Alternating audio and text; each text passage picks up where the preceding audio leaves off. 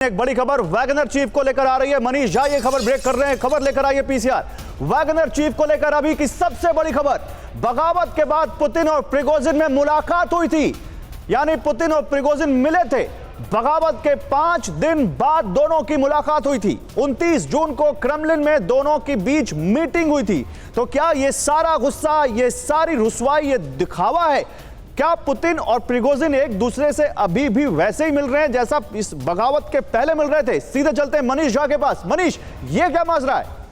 जी हाँ, बिल्कुल गौरव, जो बात हम कहते थे और आज जो खबर सामने आ रही है ये पूरी दुनिया को झकझोर कर रख देगी। वो कहते हैं ना कि क्रेमलिन में रहस्यों का पिटारा है। सोचिए 24 जून को पूरी दुनिया ने क्या देखा कि वैगनर चीफ प्रिगोजिन अपने दल बल के साथ रोस्तोव आए, कब्जा किया, टैंक और तमाम चीजों को लेकर वो मॉस्को की तरफ गए। और वही 5 दिन के बाद 29 जून को प्रिगोजिन अपने 34 कमांडर के साथ क्रेमलिन में पुतिन के पास बैठे हुए थे। 3 घंटे तक मीटिंग चली। वहां पर लंबी चौड़ी डिस्कशन हुआ कि किस तरीके से वैगनर के साथ आगे काम करना है। उन्होंने बताया कि कैसे पुतिन के लिए वो जान देने को तैयार है। वो सारे कमांडर ने बताया कि पुतिन के लिए वो क्या कुछ कर गुजरते हैं। क्या मतलब है इन सब का? इन सब का मतलब है कि 24 जून को जो पूरी दुनिया ने देखा वो सब कुछ एक सोची समझी रणनीति के तहत हुआ था, और जिसके तहत अब वैगनर चीफ के सारे लड़ाके बेलारूस पहुंच चुके हैं और क्रेमलिन में मौजूद है पुतिन और प्रिगोजिन। ये खबर अपने आप में बहुत बड़ा सवाल पैदा करती है। अभी हम कल बात कर रहे थे कि आखिर प्रिगोजिन है कहां? बेलारूस के लुकाशेंको कह रहे हैं कि बेलारूस में नहीं है। क्रेमलिन कह रहा है कि हम उनको ट्रैक नहीं कर रहे। अब आप कह रहे हैं 5 दिन बाद तो वो क्रेमलिन में ही थे। तो क्या ये माने कि ये सब दुनिया को दिखाने के लिए था कि प्रिगोजिन के खिलाफ पुतिन बहुत बड़ा ऑर्डर दे चुके हैं, बहुत नाराज हैं, प्रिगोजिन को नहीं छोड़ेंगे पुतिन? असल में ये दोनों की मिली भगत थी जो कुछ हुआ। अब आप ऐसे ही सोचिए कि क्रेमलिन में 1-2 मिनट नहीं, 3 घंटे तक पुतिन और प्रिगोजिन साथ ही में प्रिगोजिन के साथ साथ 34 और कमांडर, यानी कुल 35 कमांडर जो वैगनर ग्रुप के थे वो सब साथ में बैठे हुए।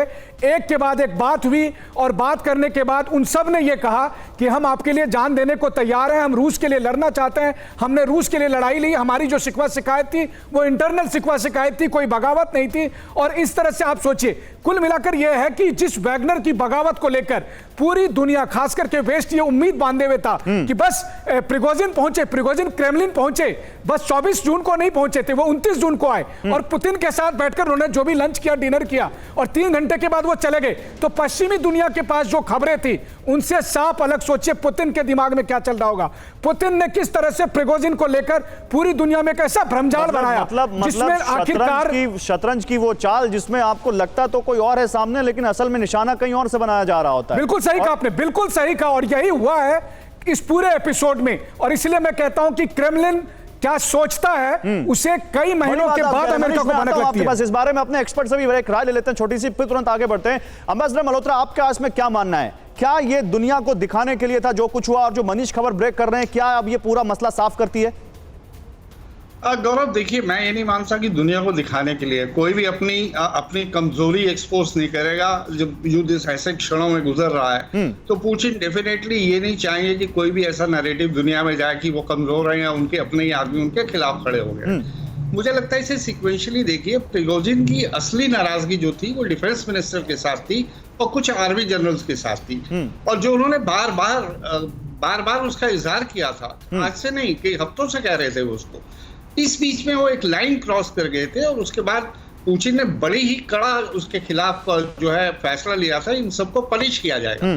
तो जो 29 जून की मीटिंग अगर हुई थी तो मुझे लगता है ये पैचअप का एक जो है हिस्सा है, और पुतिन शायद, और क्रेमलिन ने कह भी दिया कि सब चार्जेस उन्होंने विड्रॉ कर लिए हैं, तो एक पैचअप कह सकते हैं। पुतिन इसको मतलब आप कह रहे हैं कि एक तरह से वॉर के दौरान पुतिन ने अपने खिलाफ हुई बगावत को और अपनी कमजोरी को बड़े अच्छे तरीके से उन्होंने बिना किसी बड़े शोर शराबे के हैंडल कर लिया।